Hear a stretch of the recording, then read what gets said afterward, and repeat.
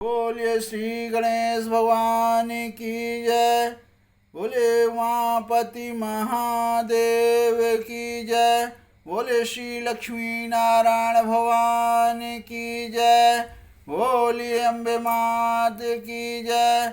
बोलिए राजा रामचंद्र दरबार की जय। बोले हनुमान जी स्वामी महाराज की जय।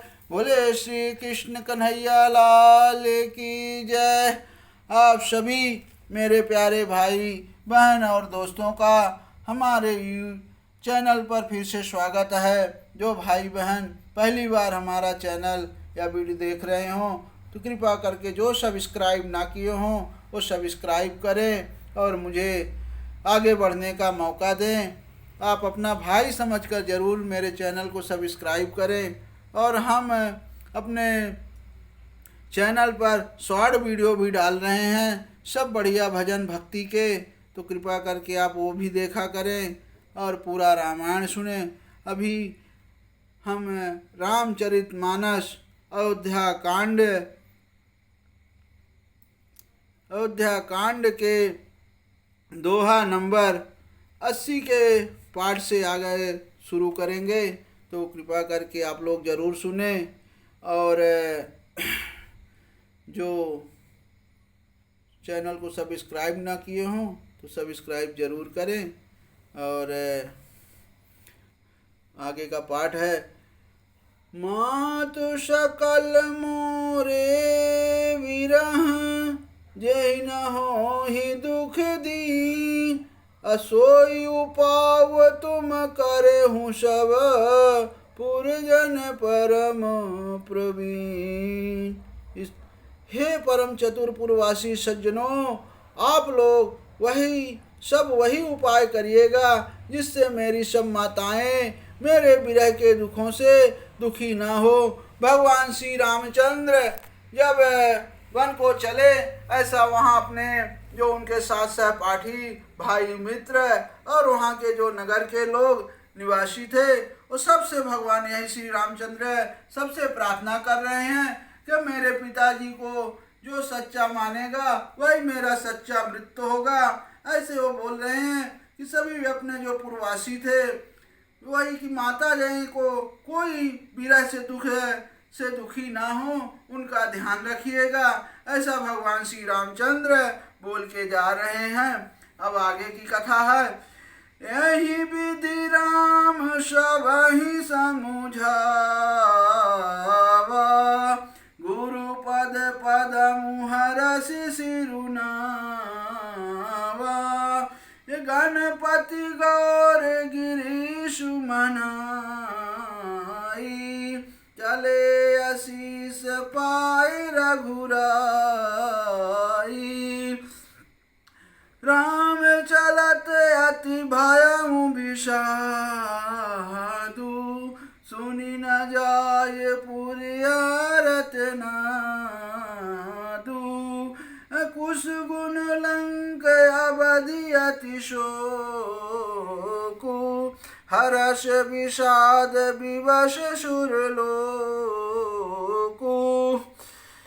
हे, इस प्रकार श्री रामचंद्र जी सबको समझाया और हर्षित होकर गुरु जी के चरण कमलों में सिर नवाया। फिर श्री गणेश जी, माता पार्वती जी, भगवान श्री भोलेनाथ जी उनका मनाकर तथा उनका आशीर्वाद लेकर अयोध्या से प्रस्थान कर रहे हैं। अब श्री रामचंद्र जी चलते ही बड़ा भारी विषाद हो गया। नगर का अंतर्नाद हाहाकार सुना नहीं जाता और लंका में बुरे शकुन होने लगे। अयोध्या में अत्यंत शोक छा गया और देवलोक में सब हर्ष और विषाद दोनों में बस में हो गए। हर्ष इस बात का था कि अब राक्षसों का नाश होगा और विषाद इस बात का था कि अयोध्या वासियों के शोक के कारण था। गई मूर्छा तब भूपति जागे। बोली सुमंतु कहने अस लागे। राम चले वन प्राणी न जाहि। कहीं सुख लागी रहत मन माही। यही ते कवन व्यथा बलवाना, जो दुख पाई तजहि तनु प्राणा। पुन धर धीर काहे नर नाहु, लय रथु संग सखा तुम जाहू। सुठ सुकुमार कुमार दो, जनक सुता सुकुमारी। रथ चढ़ाई देखिराई बनू, फिर गए दिन चार। अत्यंत सुकुमार दोनों कुमारों को और सुकुमारी माता जानकी को रथ में चढ़ाकर वन दिखलाकर 4 दिन में लौट आना, ऐसा राजा दशरथ जी बोल रहे हैं मंत्री सुमंत जी से। ये जाओ नहीं फिर ही धीर दो भाई, सत्य संद्र दृढ़ व्रत रघुराई।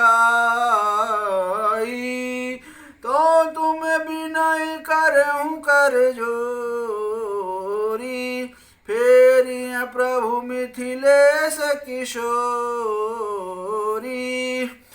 यदि धैर्यवान दोनों भाई ना लौटे, क्योंकि श्री रघुनाथ जी प्रण के सच्चे और दृढ़ता से नियम का पालन करने वाले हैं, तो तुम हाथ जोड़कर विनती करना कि हे प्रभु, जनक कुमारी सीता जी को तो लौटा दीजिए। जब श्री कानन देखी डेराई,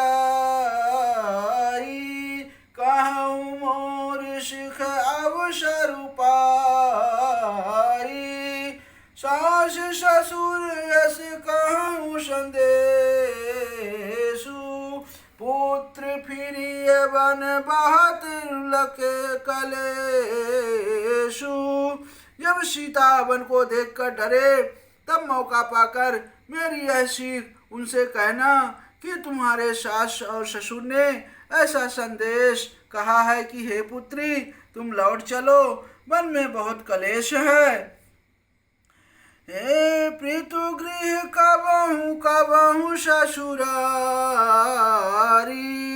रहूं जहाँ रुचि हुई तुम्हारी। यही विधि करहूँ उपाय कदम्बा, फिरैता होई प्राण अवलंबा।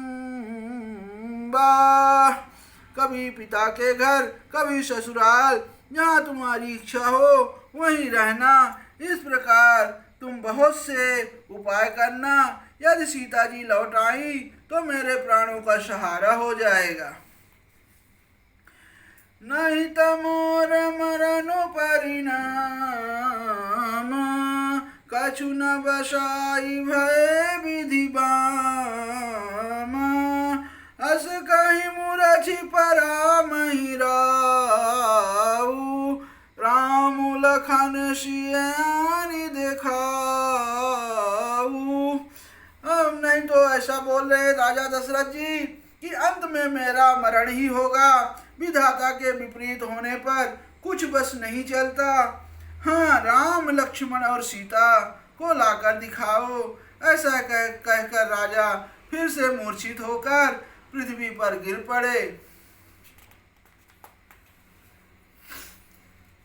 पाई रजाय सुनाई सिरो, रथु अति बेग बनाए। अगयौ जहाँ बाहर नगर, सिय सहित दो भाई। सुमंत जी राजा की आज्ञा पाकर सिर नवाकर और बहुत जल्दी रथ जुड़वाकर वहां गए, जहां नगर के बाहर सीता जी सहित दोनों भाई थे। तब सुमंत्र निप वचन सुनाए, कर विनती रथु राम चढ़ाए। चढ़ी रथ सिय सहित दो भाई, चले हृदय अवधहि शिरुनाई। पहुंचकर सुमंत ने राजा के वचन श्री रामचंद्र जी को सुनाए और विनती करके उनको रथ पर चढ़ाया। श्री सीता जी सहित दोनों भाई रथ पर चढ़कर हृदय में अयोध्या को सिर नवाकर चले। हे चलत राम लखी अवध अनाथा, विकल लोग सब लागै साथा। हे कृपा सिंधु बहुविधि समुझावहि, फिरहि प्रेम वश पुन फिरिया वही। तब श्री रामचंद्र जी को जाते हुए और अयोध्या को अनाथ होते हुए देखकर सब लोग व्याकुल होकर उनके साथ ही हो लिए।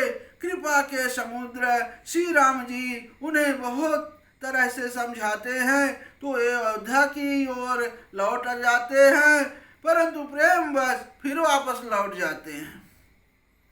अब भगवान रामचंद्र समझाते हैं तो जो अयोध्या के जो पूर्ववासी थे वो कभी अयोध्या की तरफ लौटते हैं और जब उनको वापस भगवान श्री रामचंद्र जी का ध्यान आता है तो वापस रामचंद्र जी के पीछे चल देते हैं।